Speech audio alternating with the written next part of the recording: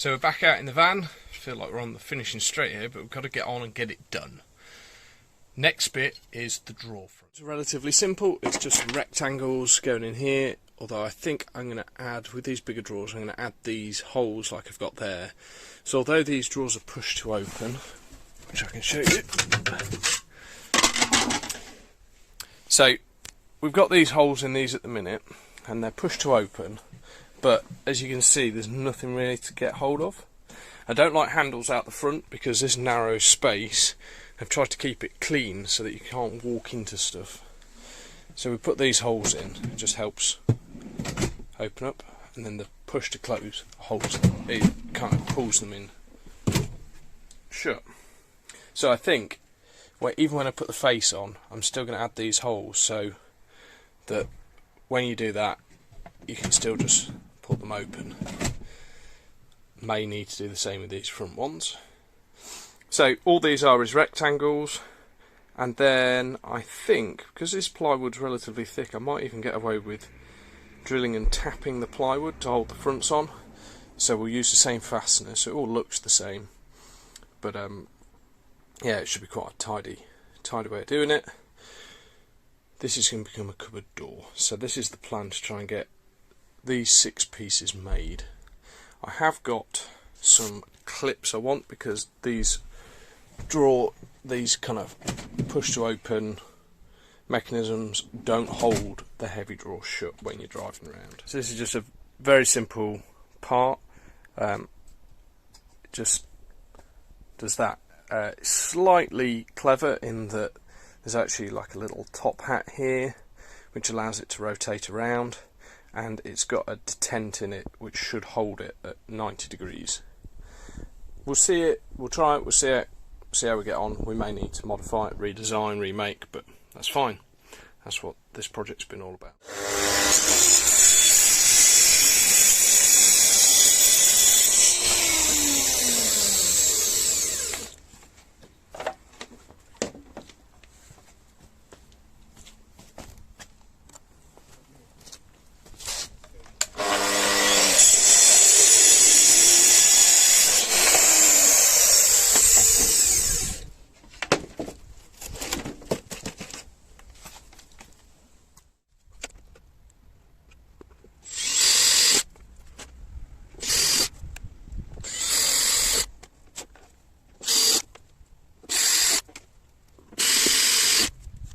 So we've now got all 3 drawer fronts made and cut, and the drawers still work. I still need to iron them, vacuum them out.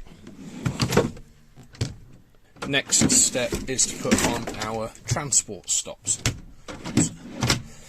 So these are some 3D printed little brackets that will just screw into tapped holes here and then rotate out to stop the drawers coming open. I'm going to try one on each side, just one on each drawer. If it's not strong enough, I can always add another one down that side. Once I've done these 3, then these 2 drawer fronts and that cupboard door. So I've got the 5 drawer fronts in, and I've got the stops on these ones. Although they're pushed to open, these drawers when they're full are so heavy that basically doesn't do anything, so you can just pull it.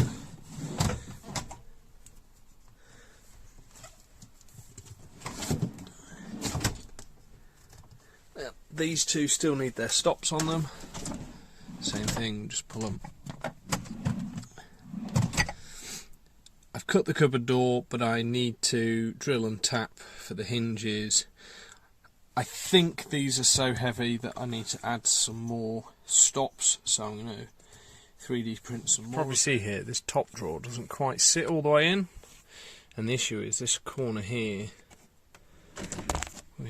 this bracket, and the bolts for whatever reason just is a little bit proud, and so this stops against it.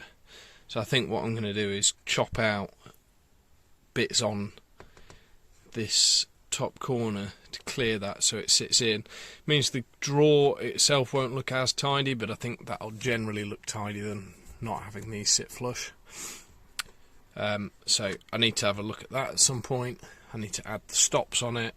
I need to put extra stops on this bit, and I need to do the cupboard door. So we're back in the van today, finish off a couple of other little bits. One, I need to put a cupboard door just here, and then I need to replace the elastic that holds the drawers shut. Now, the units we've used here, they work, but because they've only got one screw in, we've found that they undo themselves. In fact, that one's not moving, but they undo themselves, so I'm going to design a new one and print them out. For future, what I would do is put slam latches in, but I haven't got a bar through here and through here, so I've got nothing to actually put the slam latch on. So for now, for this van, for ours, we'll stick with this solution. In future, I'd use slam latches, and that would solve that issue. So we've got the door mounted on its hinges, and I'm just gluing in place the magnetic catch. And once that's dried, we'll put the receiving piece on here, and that bit will be done. Hopefully the super glue's dried, and this now works.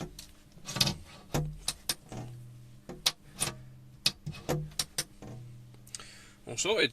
Okay, so one area, important area to finish off is this here, and it is not great at the minute.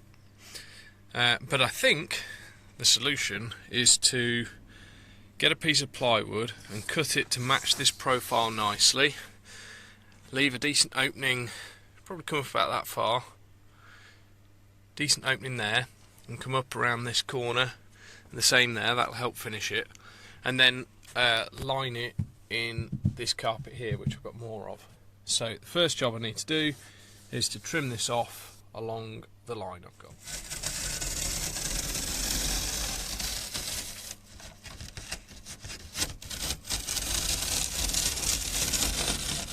To reuse the existing riv nuts, threaded inserts that are already in here, so that should make it nice and sturdy, attached to here. Next step, I need to go find my plywood. I must have some somewhere, and go and start getting it marked out. So I scribed this shape and cut it out with a jigsaw, and it's pretty close, but this piece of plastic here, this piece of trim, gets in the way. So what I'm going to do is get my multi-tool out and trim this trim, so it's kind of flush with this surface we're doing here. And what I'm doing is cutting out end pieces. I'll do either side, and then I'm going to glue and screw them to a rectangular piece that just goes across the centre, because that's going to be easier to get nice and accurate, and it doesn't need a huge piece of plywood because of all this waste that would come out of it. By the time it's glued, screwed, and then got carpet on it, you'll never know it was made out of multiple pieces. So after trimming it once, trim back the plastic, I've actually re-scribed this line because I think I can get it a bit closer, and that should be better. I might have to do it again, but that's alright. I have got spare wood if needed. That's much closer, and by the time this is carpet lined, you'll never see that little gap there. I now need to trace off the back side, which you won't be able to see. Trace on the back, kind of the profile that's going to follow down to here, and then this side in here. So I need to trim back this piece of plastic here like I did on the other side, but there is a cable trunk, a load of cabling running right through there. We definitely don't want to cut through that, so I'm going to slide this up behind there so that when I'm cutting with the multi-tool, it cuts into the wood, nowhere near the cable. So I've successfully trimmed through the plastic without trimming through this very important wiring loom. Not that there was any doubt. This is the template I made for the other side, and it looks like it's going to work really well. Obviously it needs a cutout here for these wires to go through. Thankfully you're not going to see most of this anyway, but I'll probably add a little bit more carpet lining on here just to tidy this little bit up. No one's going to see it, but I'll know it's there if I don't. So I'm going to cut an extra one of these end pieces in case I ever need one in the future. I can use one as a template. So I've now cut out the pieces and drilled the pocket holes. I'm going to put some glue on glue and screw them, and then leave it overnight before I put the carpet lining on it. So I've got the plywood glued and screwed together, and then I've carpet lined it in the same material we use for the walls. Quick test fit shows that it does in fact fit pretty well and really nicely tidies this off. What I need to do now is find all the screw locations that are in the cab shelf, and then drill holes and screw through to hold this in place. I think we will end up with some visible fasteners, but at least it's going to be a really solid connection, and it's not going to fall off. So I finally got it bolted in place, and I need to be honest with you, I did make a mistake. The original holes I managed to get out of place by 15mm, so I had to go back, re-drill it. I've also had to repair the carpet. Thankfully, it's not actually the end of the world to try and repair this. You can cut out small pieces and glue it on, and because of the shape of the carpet, you're just not going to see that. If it starts looking scruffy later on, I will take this whole piece off and remake it. So I've been working on a quick little upgrade, which is to add a mat to the front step, because we keep getting everything filthy when we walk in. So I took the front step out and it was filthy. Believe it or not, that's clean. You took that out so I could trace it.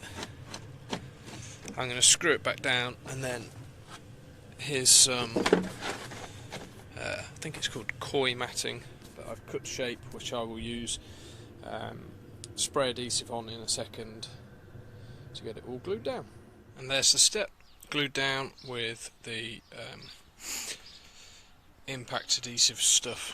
contact adhesive that we used for the carpet lining. Thanks again for taking the time to watch this little kind of update. Sorry it's been so long since the last one. I've just been using the van too much and not actually getting on with finishing it, which is always a risk. This sort of job actually really helps give the van its finished look. I'm really happy with how that's come out.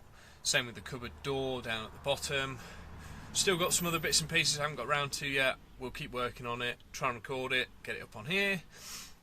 Don't forget to comment, like, subscribe, all that good stuff.